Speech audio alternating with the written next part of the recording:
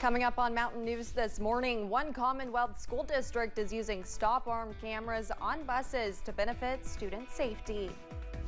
And a local community and technical college is getting magical this weekend by bringing Disney to Eastern Kentucky.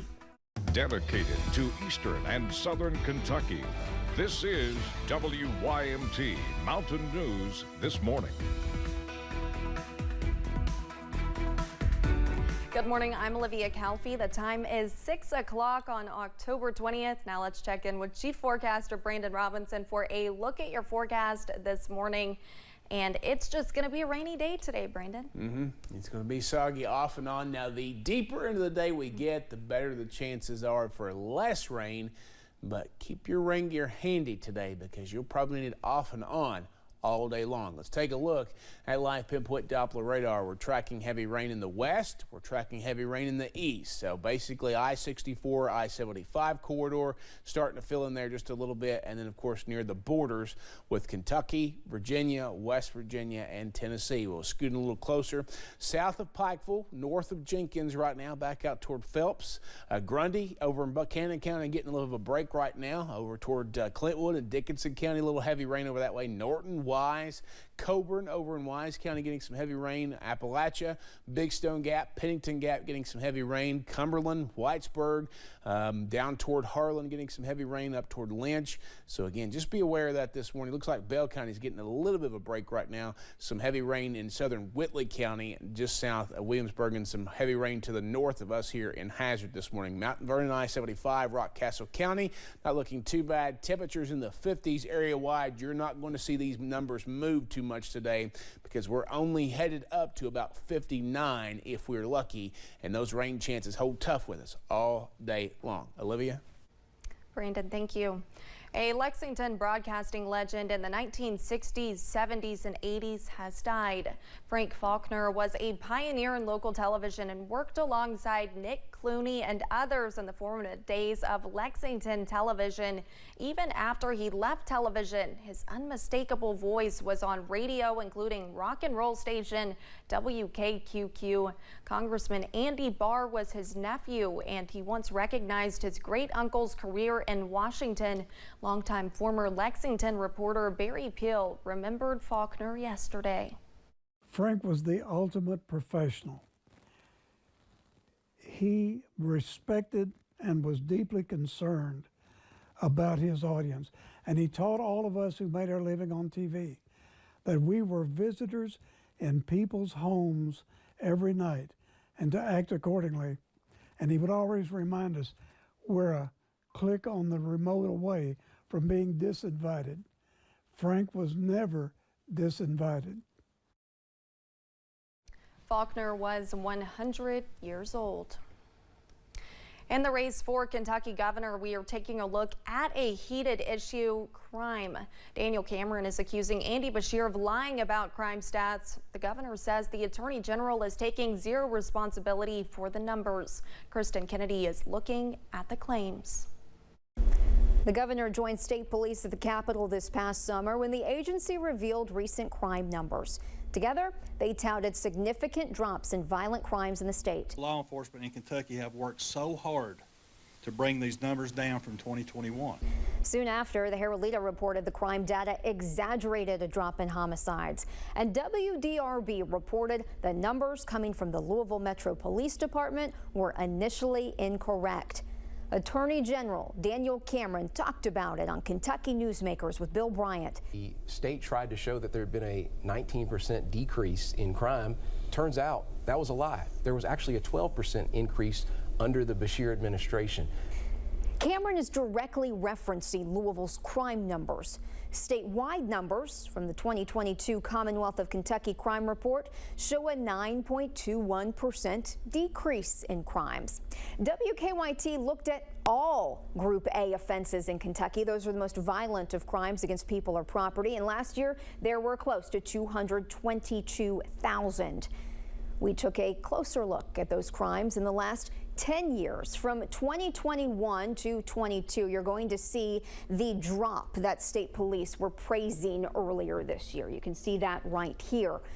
That is lower than the past 7 years. but they're not down to what they were in 2013. That's the lowest in the last 10 years.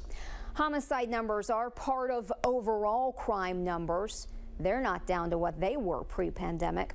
The governor said during a debate at Northern Kentucky University the pair should share the blame when it comes to high homicide numbers. The fact that he just tried to blame me entirely for a rise in crime when he's the top cop shows you that he plays the blame game, the partisan game, and doesn't try to come with those solutions. Now let's take a look at the most common Group A offenses. They don't include homicides because they just make up a fraction of crimes last year, less than 1%.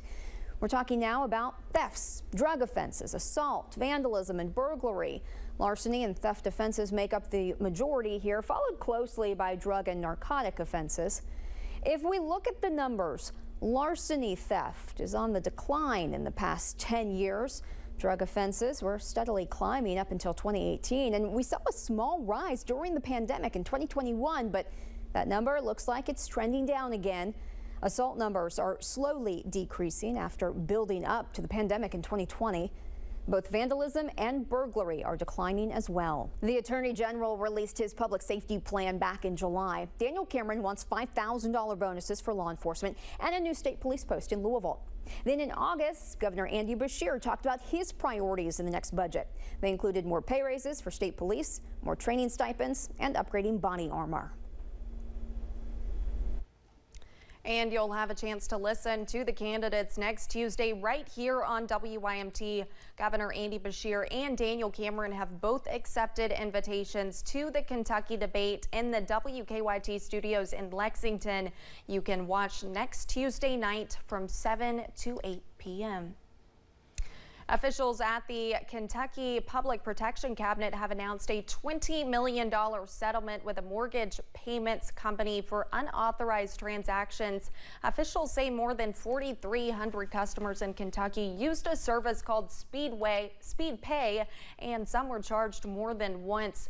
Officials say ACI Payments, which owns SpeedPay, was testing it using real customer data.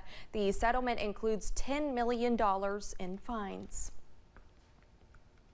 The Laurel County School District installed stop-arm cameras at the beginning of the school year. The mission is to capture vehicles that violate traffic laws around buses. WYMT's Chandler Wilcox tells us how the cameras have made an impact so far.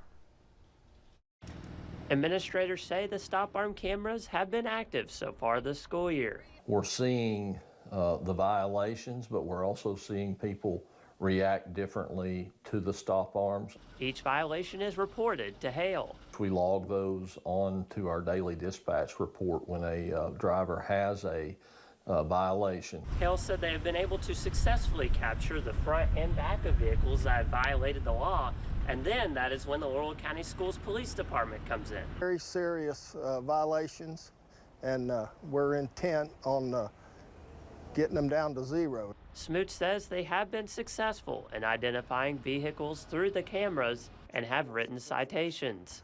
This week we have started mailing out citations for the people that we have witnessed through the camera system violate the law. Through the already successful cameras, administrators hope progress continues. Anytime those lights are activated, a child's life is potentially in danger, and that's why we need the public to react properly to those rules.